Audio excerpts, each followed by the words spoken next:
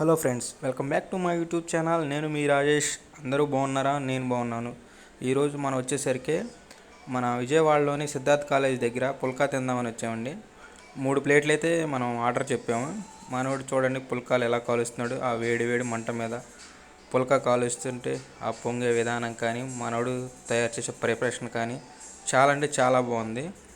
So చూడడానికి ఎంతంటే చూడండి, మనోడు అన్ని ప్రిపరేషన్ చేసి మరీ ఇస్తున్నాడు. మనోడు పుల్కాలోకి వచ్చేసరికి